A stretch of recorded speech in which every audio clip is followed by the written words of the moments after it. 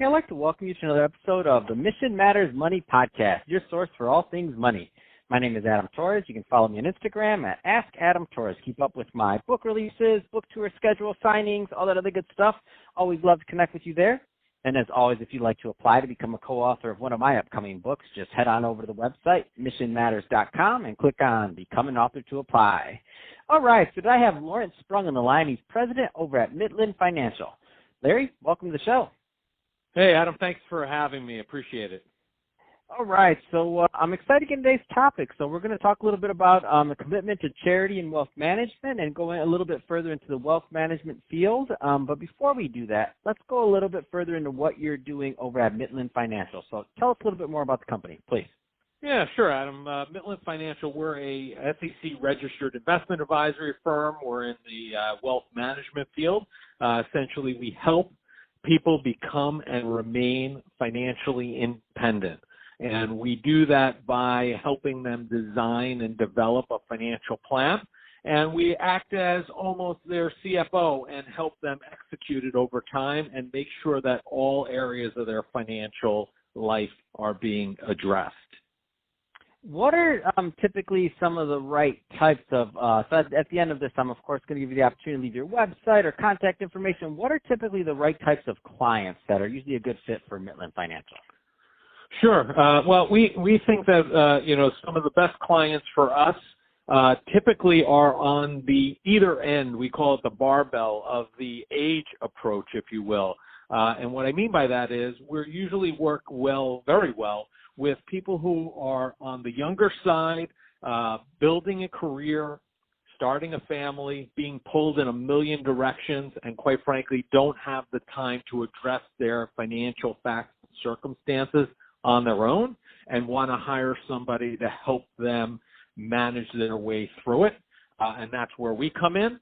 And then we also find on the older age of the scale or older end of the scale where people are entering retirement and they're at a place where they don't want to manage their day-to-day finances. They don't want to manage their financial plan, their assets. They'd rather travel, spend time with friends and family.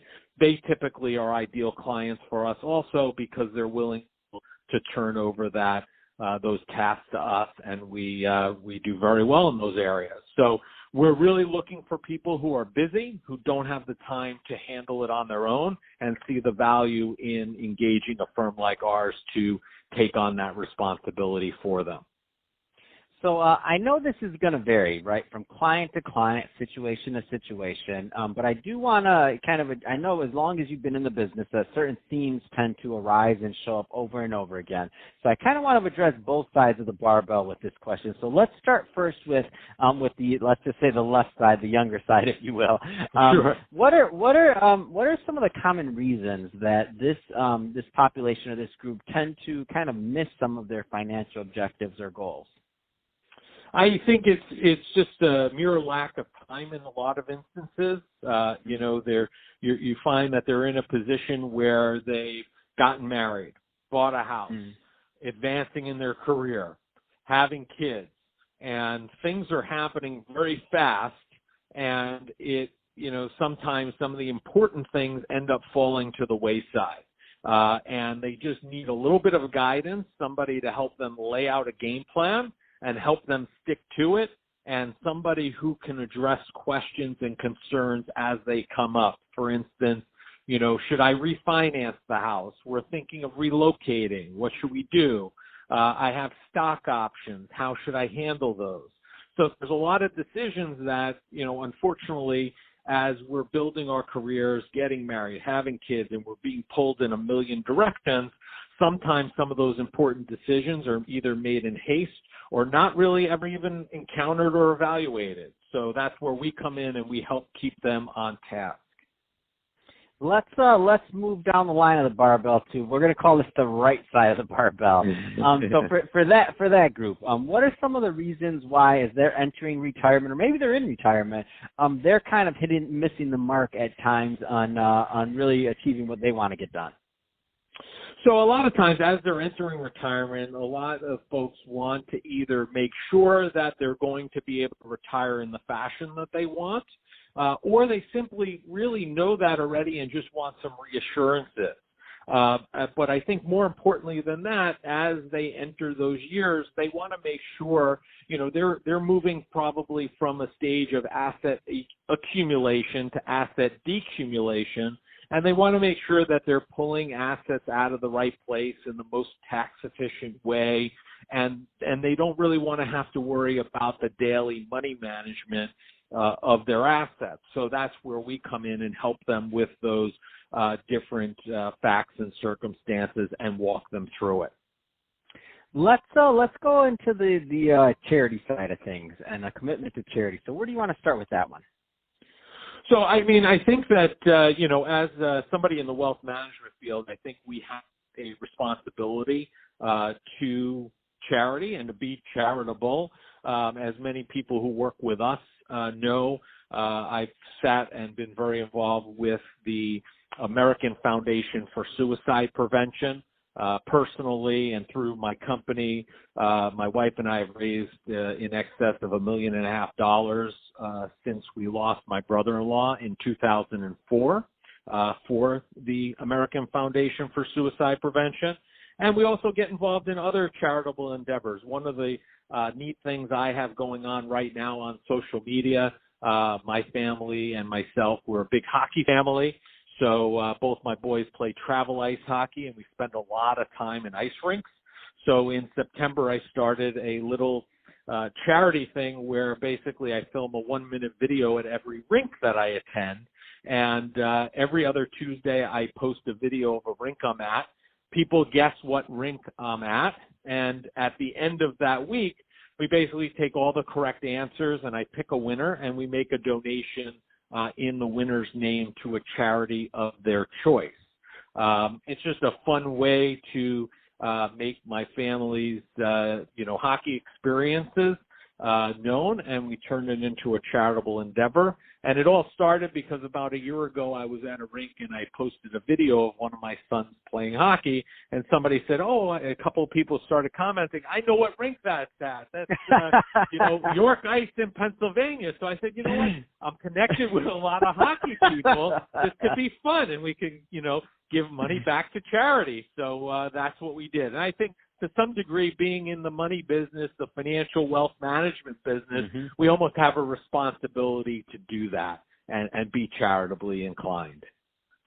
Let's and I love that, and I love that story, and I love when things come up like that, like very kind of just organic. You're not planning it, because I'm sitting here thinking like, how the heck do you think of that idea? Like that's really, it's unique, but it's like, of course, because it just happened. Somebody's commenting like, I know where you're at. Like, all right, this is good. I got it. I know what we're doing. Like, I love it. So that being said, let's talk. Yep. Let's get into. I want to get into a little bit on the charity side, specifically and how that fits into financial planning. Now, obviously, that's going to be different for every different person, and they should talk to their advisor about their specific situation. But that being said, like, what do you see? Like, what component, or where does the financial planning side of things? Where does charity kind of fit in there? Well, I think you have to have that charity component. You have to have an interest and a conviction to a specific charity to incorporate it into your planning. And, if you have that conviction for a specific charity and to be charitably inclined, it's definitely something that has to be incorporated into the greater picture of your financial plan. It may come in as an estate planning tool. It may come in as simply a financial planning tool. And there are so many different ways that you can leave money to charity, and have it utilized by them and also benefit from it yourself, either while you're living or have your estate benefit from it upon your demise, that, it's something that, should be thought about and reviewed if you have that charitable conviction, because it could be a huge planning tool for you and your family. Yeah, I love it, and I like to just throw this out there. It works for both sides of the barbell. So even if you're just getting started, those small amounts in the beginning are still a big deal because it's a habit. To me, it's also the habit of giving and a habit of adding that in your plan. And as you get further along in life and other things, then you might look at other, at increasing amounts. But that being said, I'll just throw that out there on my end. Both ends of the barbell, right and left, that I arbitrarily made can benefit. I agree with you 1,000%. And, also we've seen people's charitable inclinations change over time. 10, 15, 20 years ago, I was a big contributor to the American Cancer Society because my mom had passed away from cancer. And then after my brother-in-law's passing, because of his battle with bipolar disorder, it became very important to us to support the American Foundation for Suicide Prevention. So those inclinations can change over time, as well as your propensity to be able to give as well as you move from the left side of the barbell to the right. So, Larry, that being said, if somebody's listening to this and they want to learn more about Mitlin Financial or to connect with your team, what's the best way for them to reach out? Sure. We're on all over any of the social media channels. You could certainly visit our website at Mitlin, MITLIN financial.com. All of our contact information is there, or you could also reach us by the old-fashioned telephone, 844, Mitlin, MITLIN. Fantastic. Well, Larry, great having you on the show today. Appreciate you taking us through your barbell approach to financial planning and also your views on charity. And to the audience, as always, thank you for tuning in. Hope you got a lot of value out of this. If you did, don't forget to subscribe to the podcast, leave me a review on the Apple iTunes Store. And if you're watching this on our YouTube channel, Mission Matters Money, definitely give us a subscribe there, but also leave us some comments in the video. Love to know what kind of things and projects you're working on. And Larry, thanks again for coming on the show.